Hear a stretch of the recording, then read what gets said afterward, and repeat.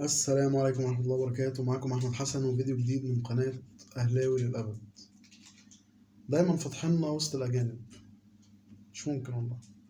راجل محترم العظيم البروف جده اللي متصور مع السير أليكس فيركس واللي متصور مع مش عارف زافي تعملوا فيه كده؟ تمشوه بالشكل ده؟ يعني بعد ما عطوا الراجل إن هو يقعد 3 ماتشات عشان معكوش فلوس أصلا تدفعوا له الشرط الجزائي وأنا أكدت في الفيديو اللي فات إن فريرا ماشي، تعملوا كده وتروحوا ماشيينه مع أول هزيمة كده. رايحين تتغلبوا النهارده من غزل المحله، ما شاء الله عليكم بصراحه. خايف احسدكم. الراجل اتغلب النهارده بشرف 2-1 وحاجه نتيجه زي الفل، احنا فرحانين ما شاء الله بصراحه. لازم احنا نكون فرحانين. يعني لو مصر فيها مثلا 50 مليون واحد بيشجع كرة، في منهم مثلا على الأقل 45 مليون أهلاوي و5 مليون زملكاوي، ده أنا كده كمان مجامل الزملكاوية بزيادة. ما أظنش إن في العدد ده في مصر يعني. فيريرا خلاص، آه، ضاضة أعلن رحيله، وطبعا عين أسامة نبيه. أسامة نبيه راح، أسامة نبيه جه.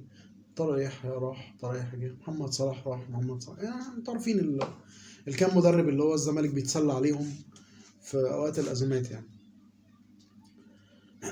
فهم ما شاء الله يعني عليهم حاجة عظيمة يعني. فيريرا قالوا عليه كلام كتير قوي يعني. ومش هيمشي من النادي إلا لما يموت وهيطلع من النادي على نقالة كلام كبير. وان هو البروف وان هو عميد مدربين العالم وهو مش عارف تصنيفه ال20 على العالم. طب يا ابني قول لنا مين ال19 اللي قبليه، ما بيقولش. طب يا ابني قول اي حاجه. طيب ما فيش، ما عندوش اي حاجه يقولها. لكن هو فريرا عظيم، وفريرا احسن من موسيماني مع انه ما كسبش موسيماني. وفريرا احسن من جوزيه. متخيلين يا جدعان البيل عامله ازاي؟ يقول لك بيقارنوا فريرا بجوزيه، يعني حاجه كده يعني.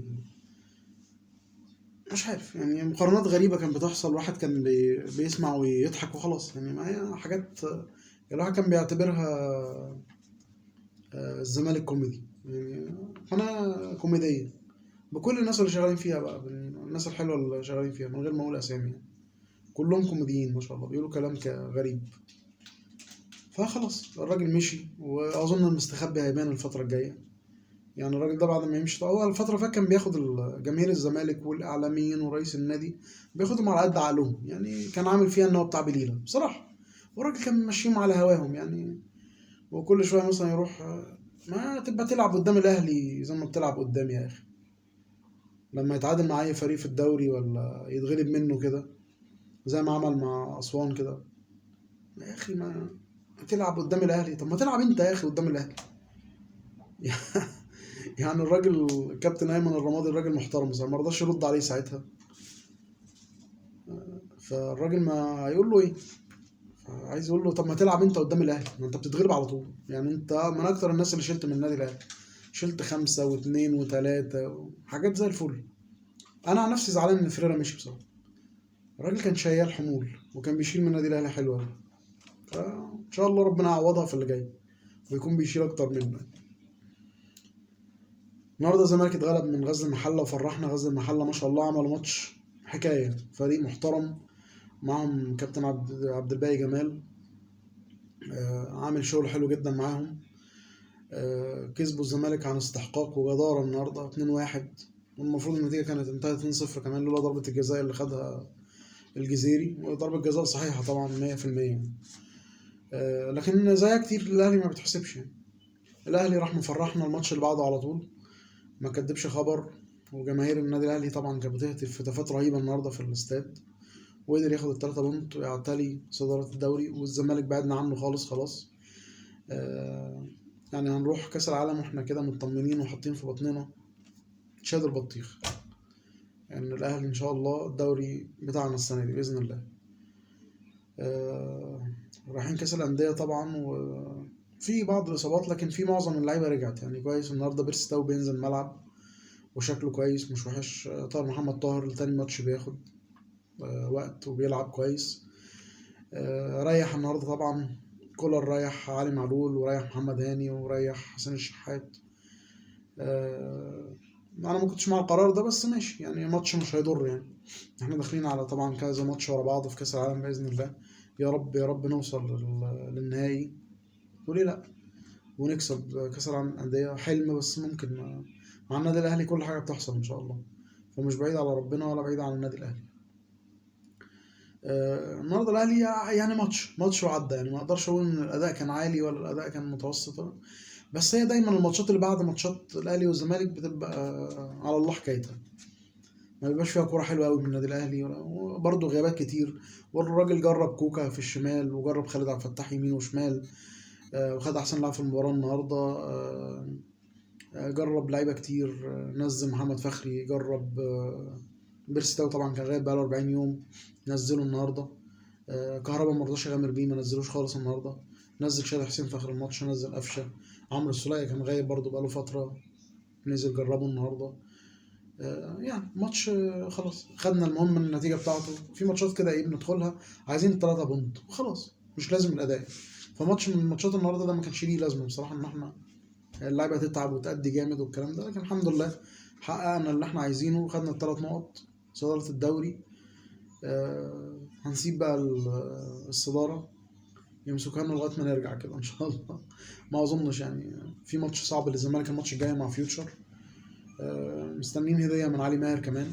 علي ماهر هو تاني الدوري دلوقتي، ان شاء الله يكمل باذن الله، يفضل تاني الدوري. بيراميدز بيلحقوا دلوقتي خلاص، فرق نقطه ما بينهم.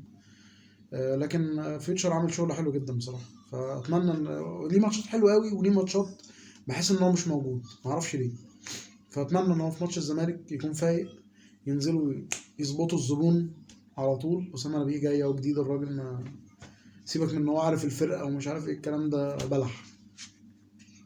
فان شاء الله علي ماهر ياخد الماتش الجاي ويفرحنا واحنا هناك، واحنا في كاس العالم للانديه. اول ماتش طبعا للنادي الاهلي اوكلاند سيتي، بطل نيوزيلندا، ان شاء الله هنلعبه 1 فبراير باذن الله.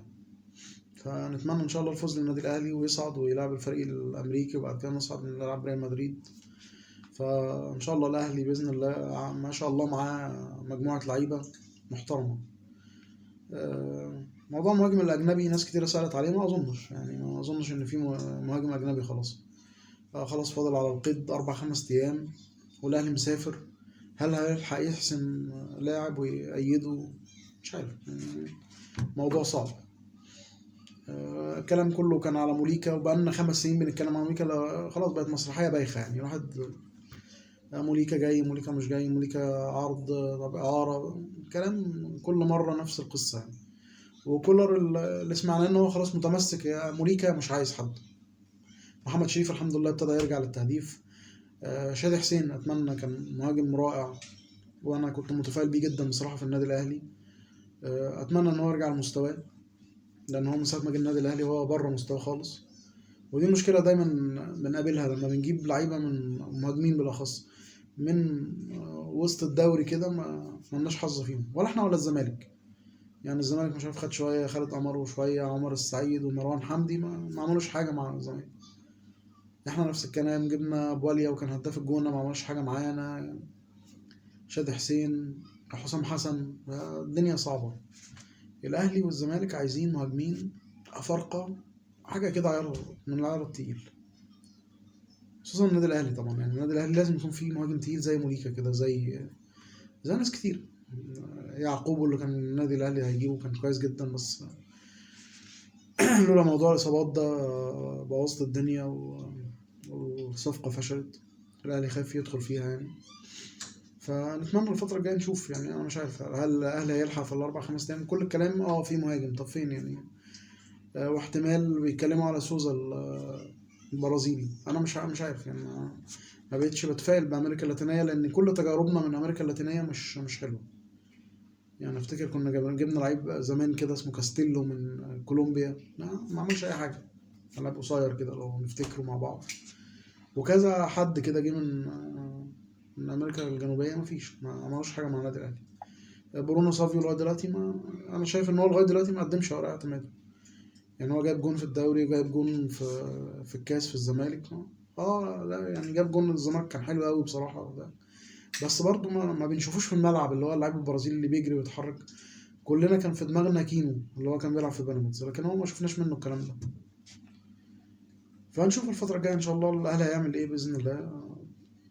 داخل على كأس العالم للأندية، وبعد كده دوري أبطال أفريقيا. الماتشات اتحددت خلاص، أول ماتش مع الهلال السوداني.